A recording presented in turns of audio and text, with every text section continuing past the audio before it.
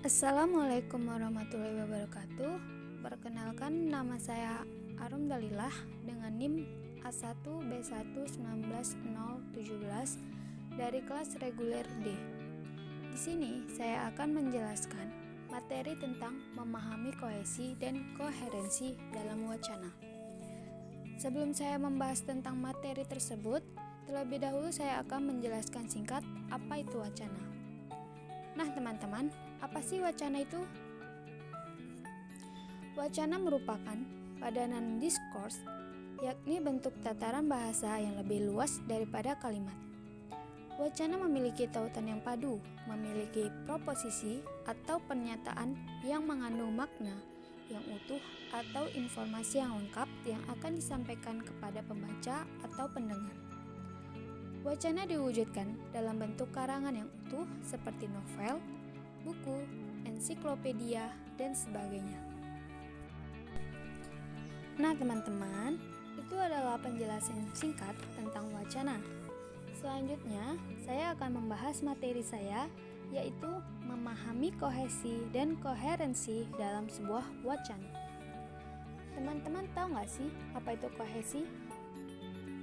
Ya, kohesi atau kepaduan wacana adalah keserasian hubungan antar unsur yang satu dengan unsur yang lain dalam wacana, sehingga terciptalah pengertian yang koheren.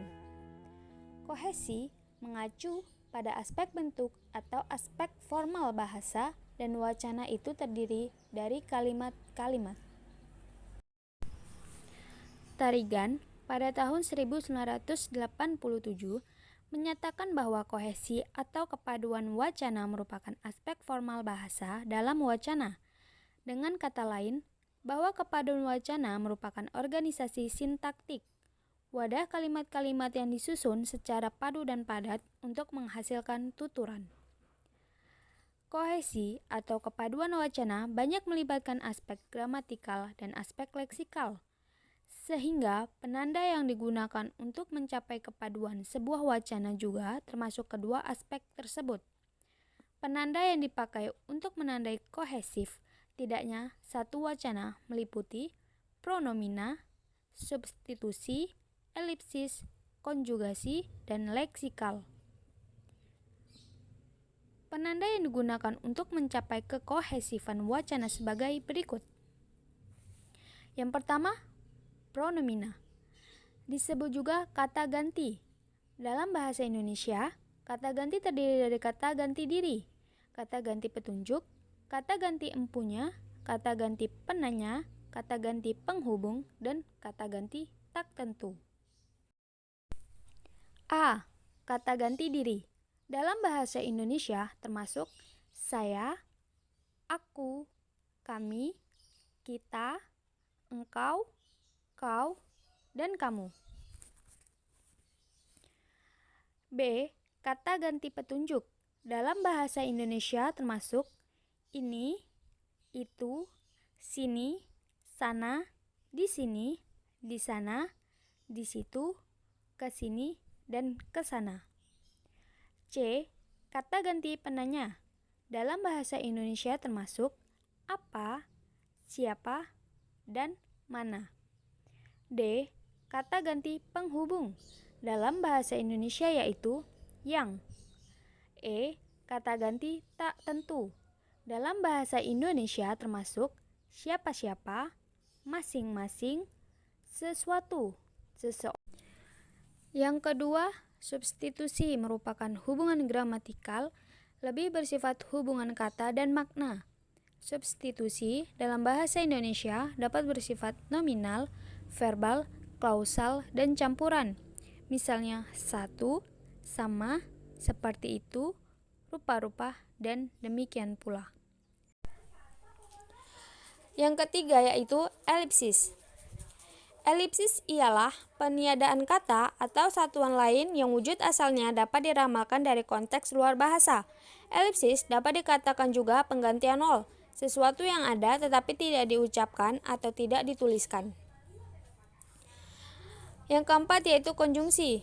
Konjungsi digunakan untuk menggunakan kata dengan kata, frasa dengan frasa, klausa dengan klausa, atau paragraf dengan paragraf. Konjungsi dalam bahasa Indonesia dikelompokkan menjadi A. Konjungsi adversatif, B. Konjungsi kausal, C. Konjungsi koordinatif, D. Konjungsi korelatif, E. Konjungsi subordinatif, F. Konjungsi temporal. Yang kelima yaitu leksikal. Leksikal diperoleh dengan cara memilih kosakata yang serasi, misalnya pengulangan kata yang sama, sinonim, antonim, hiponim, kolokasi, dan ekuivalen. Baiklah teman-teman, itulah penjelasan tentang kohesi. Sekarang saya akan menjelaskan tentang koherensi. Koherensi merupakan pengaturan yang benar dan gagasan, fakta, dan ide menjadi suatu untaian logis sehingga mudah dipahami pesan yang diberlakukannya. Beberapa penandaan koherensi yang digunakan dalam penelitian ini diantaranya penambahan atau aditif, rentetan atau seri, keseluruhan kesebagian, kelas keanggota, perbandingan, perbandingan atau komparasi, pertentangan atau kontras, hasil atau simpulan, contoh atau misal, kesejajaran atau paralel, tempat atau lokasi, dan waktu atau kala.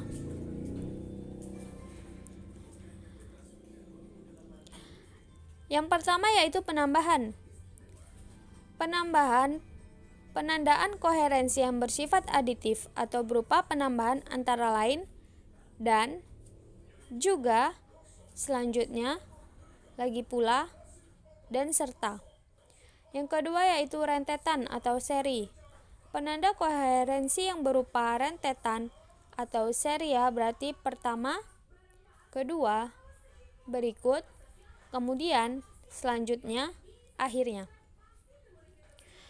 Yang ketiga yaitu keseluruhan kesebagian, yaitu pembicaraan atau tulisan yang dimulai dari total, baru kemudian muncul atau memperkenalkan bagian-bagiannya. Yang keempat, kelas keanggota. Yang dimaksud koherensi ini menyebutkan dengan menyebutkan bagian yang umum menuju ke bagian-bagian lebih khusus. 5. Penekanan. Yang dimaksud penanda koherensi ini adalah kata atau frasa yang memberikan kontrol terhadap kalimat sebelumnya atau kalimat sesudahnya. 6. Perbandingan atau komparasi. Penanda koherensi ini adalah sama halnya, hal serupa, hal yang sama, like, tidak like, dan lain-lain. 7. Pertentangan, kontras. Penanda koherensi ini dapat berupa tetapi, meskipun, namun, dan namun demikian. 8. Hasil atau simpulan. Yang penanda koherensi ini adalah kata atau frasa yang mengacu pada simpulan. Yang ke-9, contoh atau misal.